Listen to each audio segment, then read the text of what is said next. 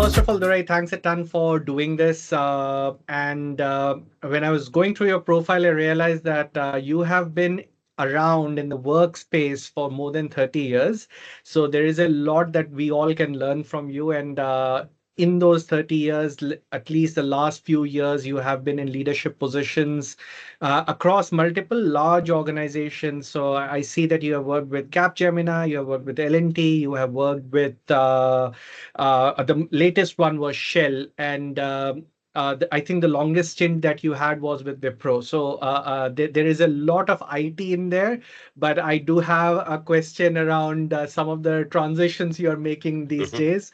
I'll come to that. But the most interesting piece that I found in your profile was after, as I said, you started in 91, and after all these years, you have mentioned that you have taken a career break. You haven't said you have retired. You have said you have taken a career break. I know you are right now chasing your doctoral dream, but that for me stood out that the fire is still there. I'll pause here. Anything that I missed out or probably misrepresented? No, no, you summarized it well, Pravashi. Thank you for having me in this conversation. This is also a learning in my view. Yes, I'm not ready to retire yet. Okay, so I said to myself, I'll be working till age of 75 at least. May not be earning. Okay, so I will be working till about 75. And even in a corporate career, probably I just given a pass. Want to pursue some of my academic work and also explore something new. So I will probably restart in some time. Hopefully, right break, right role comes and restart. And even after retirement, I want to be working at least till age of 75. Brilliant. I think I'll start from there. And one other passion that I see in your journey is you are constantly looking at learning and skilling yourself. And even now, as I said earlier, the career break that you have taken, you are chasing your doctoral dreams.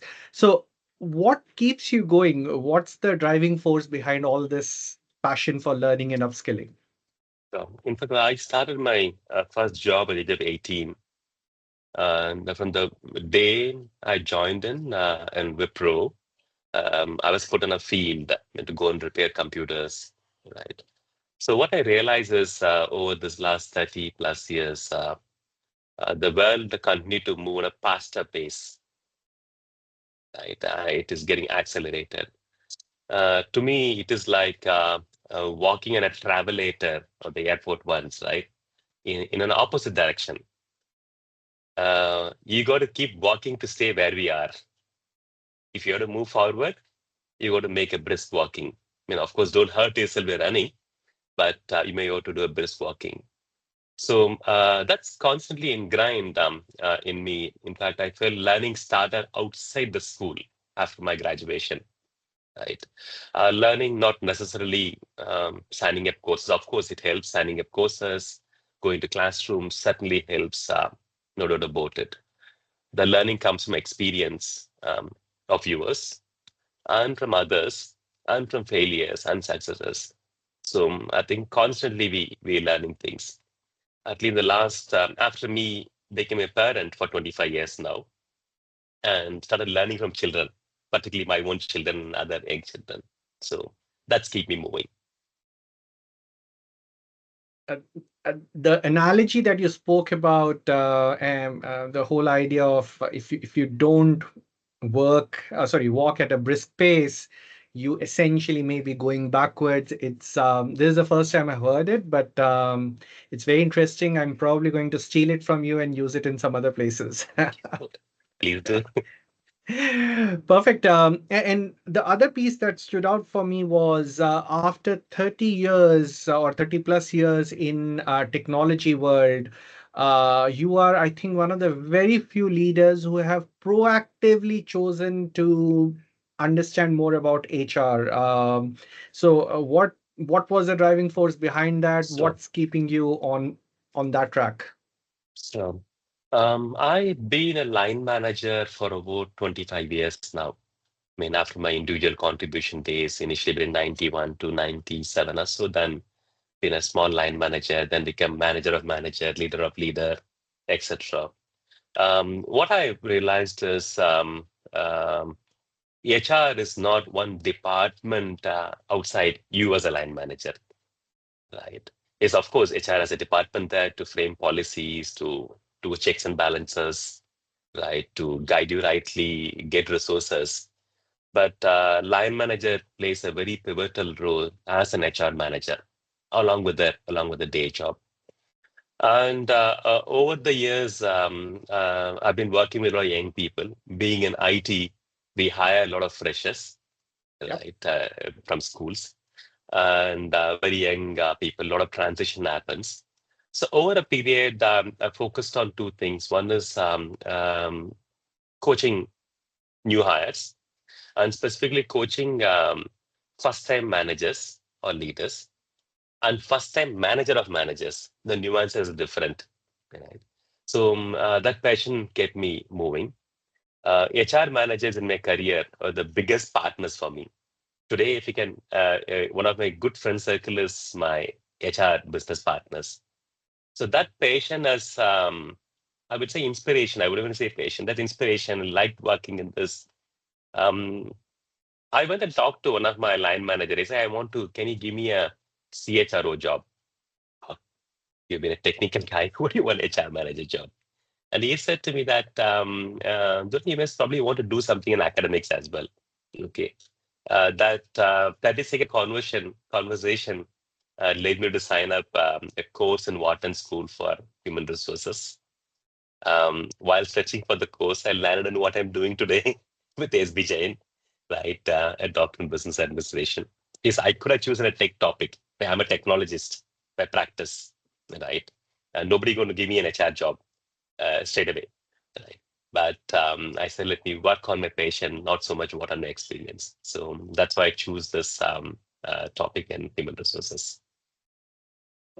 In a world where HR gets a lot of brickbat, if I can use that term, you are one of those unique leaders who appreciates what HR does, and not just that, you extend it to the fact that almost all line managers are partly performing an HR role, which is so Absolutely. crucial as a perspective. They are managing people, so human resource becomes part of them. Absolutely true. And I'll come to your topic of doctoral research in a bit, but one of the things that you touch upon is interacting with a lot of young folks, and you have seen the industry transition, right? We moved from an era where probably computers were seen in air-conditioned rooms. You had to take off your shoes and walk there, Absolutely. to a True. point wherein everyone's probably carrying A bit a at hand. functional laptop or a mobile phone in their pockets. The transition has been huge, and also the generations have changed.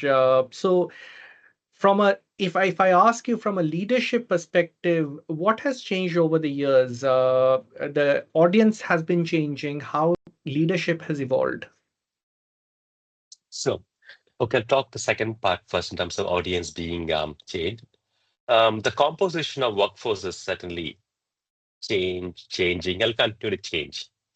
You will have younger Gen Zs coming in now. Maybe another 5 6 years, Gen Alpha will start working in. Millennials will come in. So if you had to put an analogy, in fact, I was talking to one of the school a few days back. Um, I think Gen Zs, okay, I talk a generation a little bit come there, right? Gen Zs who are probably sitting as an chief execs today, line managers, maybe leadership positions more than individual contributors. They've brought in a lot of ideas. If you scroll back last 30, 40 years, right? 80s, 90s, okay, where the developments happen, they brought in a lot of ideas. And Gen Ys, the millennials, actually accelerated the implementation. People came in the workforce from 2000 onwards till the last two decades, right? They really accelerated. Either it could be technology, could be automobile, could be wealth management, and they accelerated that. And in the process, some of the collateral damages, when the world has not been very inclusive. Okay, while we are attempting, we keep the gap is still going. Just as an example, a day-to-day example, if you walk into a restaurant today, okay, in all probability they will show you a QR code, Yep. right, and say, look at the menu. Okay, recently in Bangalore, I encountered this. They said, look at the menu. I said, I don't want a QR code. Can you tap a menu? No, sir, we don't have tap a menu. I said, I don't have a phone. Well, I will give you a phone. I said, I can't read. My eyesight is not proper. Sorry, sir, we can't help you, right? So what had happened? Without having a digital gazette, can people enter a restaurant? So it means while you're fast-paced, maybe even COVID has helped as well in terms of fast-pacing it, we have made a divide. I think Gen Zs was a workforce now. They're a lot more inclusive, aware. Okay, and that cohort will change. So every generation comes with uniqueness. Gen X in terms of putting a lot of thinking, Gen Y accelerated implementation. I think Gen Zs will going to make this world a lot more accessible to a lot more wider people. Okay, that's one of my perspective of how generations are helped and going to help further. And I know your research focuses a lot on Gen Z, and you have a young son who has just recently joined the workforce. So I have questions around that. But I would like to focus on another part of of your profile, which is you write a lot about career breaks. So that's an area which I think a lot of people today are interested in. And the reason I say so is some people like you are taking these breaks voluntarily. However, a lot of people are experiencing it as as a choice that is thrust upon them. And it creates, be it voluntary or involuntary, it creates a lot of stress because if you have been getting a certain amount on the first of every month and suddenly don't see that, even if you have made that voluntary choice, it's unsettling, right? How do or what would you advise people who are on career break to do so that they stay resilient and they stay, as you rightly said, they keep doing that brisk walk so that they stay abreast with what's happening around them? So, okay, I mean, I'm no expert in this because I'm also going through this journey, right? And career break can happen because you voluntarily want to take a break, or it happened because of an org change, because of cost optimization, any other circumstances as well, or you want to relocate, any other circumstance as well. I'm not touching on the financials right now because I'm assuming the financial is certainly important, right? You need to pay your bills, pay EMIs, etc. What my journey in the last 4 5 months is, okay. Um, can you put your time into? I'm busy. Okay, I'm busy as before, right? The first 1 week was painful. Okay, I since 1991 or 1990, I took a bag and started going to work every day morning or on an aeroplane, etc. And suddenly on a Monday morning, after my exit from Shell, I have nowhere to go. So it wasn't easy to think it. Right? So what my experience have been is, hey, can you put your time, which is what I said in my earlier blog also. I am I'm not jobless. I'm just incomeless. Okay, realize that. Okay. How do you put in your time? So I split my time in terms of one for learning. Okay. Just enhancing on my technical capabilities. Today is AI is one of the buzzwords, as we call it, as probably something, right? Working on those, learning those. Okay. And some of those in terms of which I wanted to do a very long time. Okay. Which is about swimming. Okay. I didn't know swimming. So I said focused onto it. I'm trying to get I'm always working on this keyboard. Okay, right. I want to really work on the musical keyboard as well. So put some time to it. Okay. And in the corporate life, you didn't realize how much of friends you missed, time with friends. Yep. Okay. So I've been catching up with a lot of my friends. Okay. including I just came back from our 35 years reunion meet from the school. Okay, we started the last 4 days. Spending time with them has been very helpful. At the same time, start looking at where does he want to move forward next. Okay, so trying to split the time. This is about 4 months of experience, 4 months of my own experience. Maybe another couple of months, he'll probably listen more clear in terms of what I could advise. I'm in nowhere to advise on this, but this is what I've been doing. I've been very fulfilled in the last 4 months. I'm very busy. I wake up as usual 5:30. To that extent, my Apple Watch is very confused now. What is it doing? So he's also Uh, overworking. a few things that you said extremely interesting, and the kind of perspective you brought in. First is I'm incomeless, but I'm not jobless.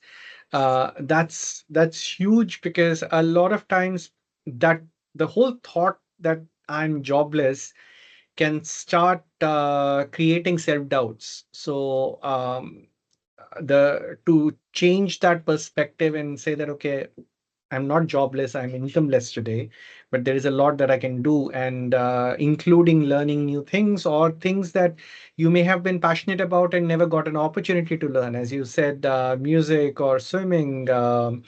And something that I have personally realized in the last 12 months is something you spoke about in this whole race, or I wouldn't call it rat race, but in this whole corporate race, we at times sort of miss out on those moments with our friends. And in the last 12 months, I have intentionally started to reach out and ensure that at least I'm meeting one friend a month, which Okay. sounds fairly low as a frequency right now.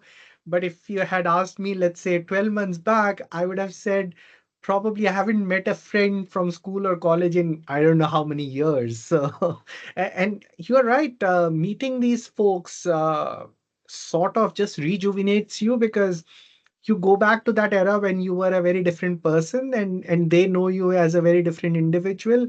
They don't care about what titles you got all these years, right? A lot of people today, when they interact with you, they go with the title, but these are people who met you before you had any title, so they treat you like that even today, which is amazing. Perfect. I'll move on to one of the other pieces that you spoke about, which is how with respect to the generational side of it, and your research focuses on Gen Z. If you could talk a bit more about what your research is all about, and what you have found out through your research process. And I know you are in the process of publishing research, so you may not be able to give a lot many details, but that's absolutely fine. Yeah, thanks very much. I appreciate the understanding. I'll talk about what I'm researching on. Okay, the findings will come in quickly. So I'm working on both Gen Zs and millennials. Okay. The cohort together. Um, what brings them to work? Okay. So we have experienced, seen, talked, read about job hopping from the millennials cohort and also with Gen Z cohort, right? Um, Turnover it's a big thing in many industry, particularly in the information technology industry where I live in, right? If you have to, I've been analyzing the attrition data from the results what companies publish. Okay, so I looked at about 10 companies. Okay, who employ about 3 million people, and every year they lose probably a big town about 400,000, 500,000 people. Okay, one big town is in vacated, right? 400K, 500K people they lose. Okay. This is only the sample of 10 companies, but if you extrapolate it, it's a lot more. And the larger population on this organization now and going forward will be millennials and Zs, right? Okay. So I wanted to interested look at it, what brings them to work. Okay. if the work is meaningful to them, will they intend to stay longer in the organization? Hmm. That's my broad research topic. So for what matters? Okay, what makes the work more meaningful? Okay, what are the various characteristics? Along the side, I'm also looking at is there a difference between how a millennials operate and Gen Z operate? Okay. Okay. Are there differences between how uh, um, women workforce operate and men workforce operate? So those are other nuances I started looking at. I can only tell you this, Pravashi, right? Whatever I'm seeing, okay, with my children. So I have three Gen Z children and the people I interact with, okay? And whatever empirical evidence is coming in through research, it's so very corroborating. Which is good. So I think so. Hopefully, few months to come get this completed and able to publish and share those final results. So the focus is on what brings people to work. If the work is meaningful, will they stay longer in the organization? Couple of things that you all have already touched upon is today's generation is a lot focused on if the work is meaningful, then their intent to stay with the organization is much longer. If I can sort of connect it to what we were discussing earlier, which is, and you briefly touch upon that a lot of people are let go or they voluntarily leave. What can organizations do today so that they can retain the employees that they have, both irrespective of generations? How can they make work more meaningful? As at the same time, a lot of people are during reorganization, they are being let go, and at least in the last 6 7 months, a lot of it is being attributed to AI coming in and taking over a lot of roles. So what can organizations do so that they can build their workforce which stays with them for longer and continues to be meaningful, not just to the organization, but the individual as well? No, absolutely. In fact, the work starts for the line manager, HR managers, not after the person joined the company. It actually starts much before somebody joins the organization. Okay, even maybe at the application stage, etc. Okay, since he touched upon my son, I would tell him, I hope you don't mind if I say this to him, right? He was not sure whether he want to take the job what he's taken now. Okay, because is it interesting? Is it resonating to me? Okay, top brand, okay, good salary, but he did do the deliberation. So today, kids, I use the word kids, okay, hope they don't mind, right? They look at it, what is very interesting to them, okay, and what stimulates them, what gets meaningful to them. Therefore, even to attract people, so the work starts by the company HR line manager much before they joining it, right? And people will continue to join or continue to stay in the organization, okay, only if it resonates with their own individual values. Okay. Yep. One of the days, maybe my parents, when your parents joined in workforce, I mean, they gave me a task and worked on it, more a task based. Then we started questioning it, etc. Right. So making the work very interesting would be helpful. It resonates with their own individual values, which will be very helpful. I probably go back one anecdotal example many years ago. Okay, why in my earlier organization, um, you got a nice job, good salary, blah blah blah, everything is good. But one of the things you hesitated to leave that company was you was part of a voluntary team who goes to primary schools every Saturday in a government school and teaches. Okay, that synced up very well with them. The big hesitation is not about leaving the company. Okay, big hesitation leaving that particular activity. Okay, so that is one anecdotal example many years ago. Today, lot more into it. Right, and second is creating learning environment for people. Okay, so really want learning environment, and we know Gen Zs don't want to be micromanage, okay, which is true. They don't like it. It doesn't mean they don't want advice. Okay, the myth is that no, Gen Z doesn't listen. Of course, they actually listen. They need advices, but only thing they don't want micromanagement. We also feel that Gen Z's hate coming to work. I mean, coming to office, physical office. I mean, actually, they like. Okay, so there are a lot of myths around um, the new young generations on a job hopping. Okay, on they don't like coming to work. They don't want to listen to advice. On the contrary, they actually want all of them in a right quantity, in a right wrapper. Okay, so therefore there must be there could be cultural policy changes or even coaching the existing line leaders. Okay, to tune with the new generation. And the fourth one which is very very important is about mental health. Mm. Okay, so we can't stress. They're not elastic. Uh, infinite elastic band. Okay, so mental health, of course, is being spoken about now. Okay, we need to continue to encourage people to say it's okay to be not okay, Yep. right? And probably help on the resources, okay, to mental health support, which will be more valuable. Durai, the more I hear everything that you have said right now, and also the articles that get published around Gen Z and how workforce is changing, I I think what's happening is all of us wanted it when we were also in probably the same age group. It's just that we didn't have the opportunity to voice it out.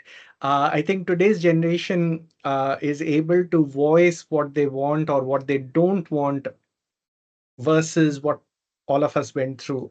So, for example, micromanagement, I don't think even our generation ever liked it.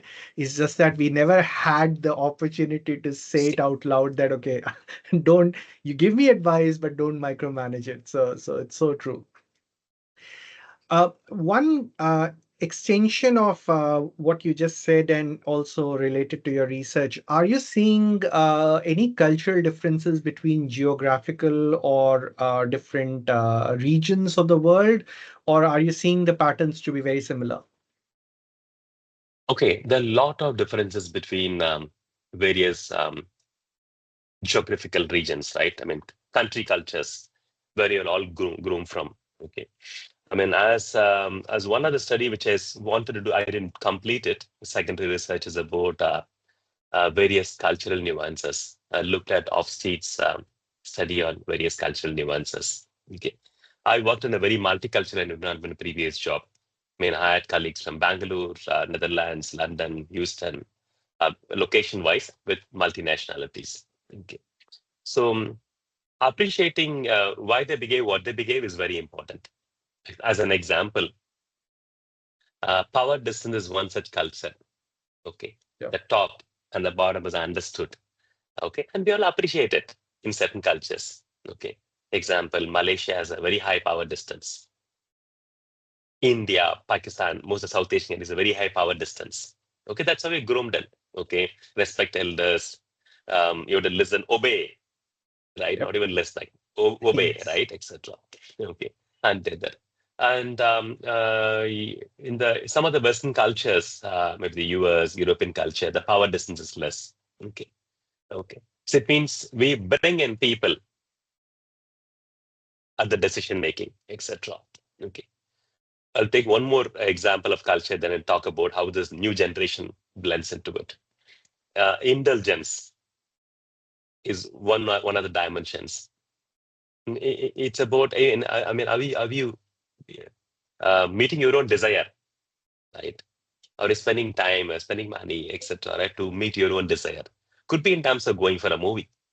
Okay, Yep. could be in terms of going with the friends, etc. Okay, some of the cultures, specifically like Indian culture, right? Largely, it's very suppressive. Okay, right? You don't go for holidays. No, no. We are very proud to say I got 100% attendance. Yes. right? Okay, okay. So think about again some of the cultures where indulgence is quite common. Thursday evening going for a drink or going for a long weekend. Okay, so you have a line manager sitting in India, and you have a team member sitting in, let's say, in Denmark. Okay, okay. The Indian line manager free day. Why does somebody goes off on a Thursday evening? He's not a Yeah. weekend yet. Okay, etc. Even look at some of our out of office replies. I know it's a little funny sometimes to look at it, right? Hey, I'm going on leave from this day to this day. I'll be reachable at this number. If not reachable, this number, other number. Okay, otherwise this. Okay, I'm sincerely apologizing and not able to respond to your email during my leave period. Okay, so it's all part of it, right? Okay, now coming into so therefore the cultural differences exist and it's going to exist for a longer period of time. Okay, not going to give one world culture, right? Actually, rather, the diversity even helps. Okay. So it's better to be like this than to be like this in many dimensions. In the current generation, Gen Zs or millennials in particular, right? Okay. The convergence is coming in because one, they're a lot more aware because social medias, they're long distance friends and etc. Okay. And could be parents relocated to different countries, they study elsewhere, etc. Okay. So you see, um, the cultural awareness is a lot more. Okay. I mean, again, I don't personally recommend they need to converge. Okay, you know, to learn a European culture, a Indian culture, a German culture, etc. Right? Or yeah, where the key we need to start teaching at schools and at corporates. Okay, can you make culturally aware? Yeah. Then how do you respond? How do you react? It will be a lot more different without knowing it. So I think Zen is a lot good in terms of knowing the other's culture. Okay. This could be one of the very important induction topic for corporates going forward Mm. when you work in a very global setup. There are so many things that I can relate to.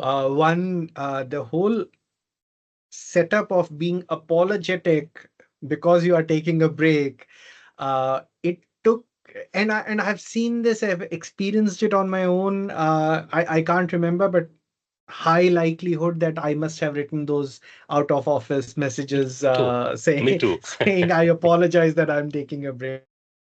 What I do remember are a few things. One, um, uh, when I was working with a global organization and then I had an opportunity to work in a global team, my boss used to sit out of Germany. That's when I was exposed to people, as you rightly said, indulgences and not being apologetic about it, taking it in the stride of their own way of working. And some of the funny out of office messages that I saw was people would be mentioning that I'm out fishing this weekend, so the only thing that I'll catch is a fish. Don't send me Not, mails. not any emails. Uh, there was another one which one of the very senior leaders shared with us in a forum saying that whenever he took a family break specifically, he would tell his next line, assume I'm dead and operate accordingly. So the underlying message that don't reach out to me. But something that I experienced on my own, and then I passed it on to my next line was. The boss that I'm referring to, who was based in Germany, would say, unless the house is on fire, you can manage it. I have complete trust in you. So there was this element of trust as well, which the leader provided, empowering the next line that okay, you can manage it. You don't have to depend on a particular individual for anything. And I started doing the same for my next line. So I would proactively tell them that don't have to mention any out of office, that you can reach out to me at, because you are on a break, so be there where you are, and once you're back, we'll pick it from there. One last piece that I would talk about on the apologetic side of taking a break and not taking breaks and being proud of it is the same boss that I'm referring to once told me that in the next 3 weeks, I would like you to take a break. Otherwise, you and I are going to have a difficult conversation. So the whole approach is very different. They understand that breaks are good for your own mental well being. And then you bring your 150% to the job, which is a lot better than not taking a single break, working for 15 hours a day, and then reaching a point where you break down. So a lot of emotions and memories came back when you were talking about it. True, true. I'll ask a question because you spoke about the fact that you were in a role where you had colleagues as well as team members in other geographies and other locations. And world is becoming more and more global today. If you are a leader today and you are managing a team which has got people from different generations and different cultural backgrounds, what are some practical tips that you may provide to leaders so that they are able to manage this group more effectively? No, key thing is, first of all, I mean, culture we talked about, right? I understand each one culture, where they're coming from, how they want to operate, etc. That's quite important. And the last so many years, I always operated this way. My reportees, they're hierarchically their reportees, but when all practically look at their peers. Okay, that's how I used to operate. Okay, so my reports are my peers, and they are there with some strengths. Okay, I compliment them. I may not compliment them. Okay, together we make a single group, right? So I have some strength. My colleagues will have different strength, and I will have some weaknesses or the lack of certain understanding. Okay, that probably has been one of my very helpful way of working with my teams underneath my organization, right? And it's like even such small things as well. Okay, and I say small things, email we touched upon, right? Okay, it's very intuitive, right? We have a handheld devices. Some email comes in, it comes into from your boss. You probably want to respond, on a Saturday and etc. Right? I'm saying that's sometimes it's urgent things and keeping it aside, right? I mean, I'm in IT operations all along, right? There are times I work round the clock. Okay, travel everywhere. I made 2 trips to US in 1 week time.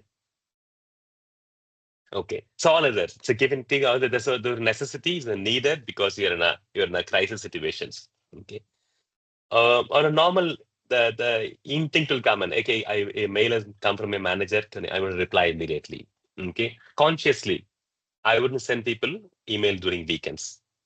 Mm, Okay, but I will still send during the weekends and put a delivery date as Monday morning. Because I have my personal time, I want to do something, work, etc. I'll keep it. It's my own personal wish. Okay. So if you have to deliver, send an email to, let's say, Indian colleagues, it'll be delivered on Monday morning, 8 o'clock. If you have to send an email to my Dutch colleagues, it'll be delivered Monday morning, 11:30 a.m. Indian time. mm. Okay, it goes to respective time. Okay. So even the smaller things could also be helpful in terms of where we appreciate. It's possible, right? When you woke up on a Monday morning, when the business hours, my colleagues in the US evening dinner on Sunday evening. Okay, so don't expect it, kind of a thing. So case summary: know the culture, be compliment to each other, treat them as peers. Okay, do the tiny bits. I think the message that I'm taking from here is be aware of the people that you're working with and be sensitive. It's just common sense. Be sensitive. Understand that each one of us has his or her own drivers or requirements in life beyond work as well. Perfect. I have exhausted all my questions, Durai. The last one that I would wrap it up with is any final advice that you would like to give to professionals who are either on career break today or early on in their careers or they are in leadership positions? Any advice that you think will So, help them? so I'll probably quickly touch upon one more topic before I wind up as well on transitions. Okay, people transition roles. They Yeah. move from job A to job B within the company or outside the company. Okay. It is quite possible. in most of the transitions focuses on the person who's transitioning, right? If Prabash is picking up a new job, I mean, there'll be 5 people supporting you.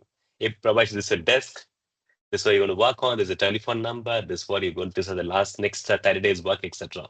Okay. Very less we realize not just Pravashi is transitioning, the 10 people around him is getting transition. Hmm. Okay. It's not one transition, maybe 7, 8, 9, 10 transition happens. Okay. Um, it's not very common that people focus on those 9 transitions. Okay. My advice again to the HR line leader is focus on those 9 transitions, not just one transitions. Okay. And for the person who's transitioning to the new role, okay, there is a reference come from the past. Supposing joining a new organization, okay, my reference in the previous company. Oh, my previous company did like this shit. Why it is taking so long time?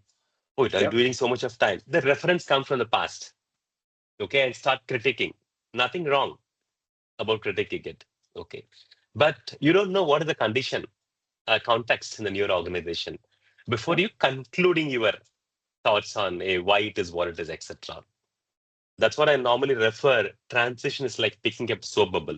The soap bubble which you blow, children blow in the exhibition, etc. So can you pick up a soap bubble? Hmm, it's tough, but you can still pick up a soap bubble. It means it's so brittle, so very careful. Okay, all your intuitions or criticism will make you the soap bubble. It can the soap bubble be bigger. Why it's a spherical? Can it be a trapezoid bubble? Yeah, hold your thoughts during transition period. During transition, don't break the bubble. As long as you hold the bubble transition period, that's sort of good enough. That's what I probably wanted to touch upon on the focus on transitioning into a new role. Okay. Before you wind up, I think one thing, what I'm telling myself, I'll tell you. Okay, be curious. Okay, um, learn from everyone. Yep. Right. Okay, um, learn from failures of yours and others. Okay, and sometimes it's okay to take it by the day. Right. I mean, long-term visions all helpful. Right. Okay by the day. One of my recent session I had at my ex-manager said this is very powerful to me, right? Goals are important. It's there. But in the process, don't miss your journey, right? So Profound. journey is very powerful. If you're going to, let's say, to Kodaikanal, okay, the goal is there. But you don't forget enjoying this journey, right? Okay, the earthen Yep. bins, the cool breeze, the nice eucalyptus, etc. I think in a corporate world also, goal is important. Journey is even more important.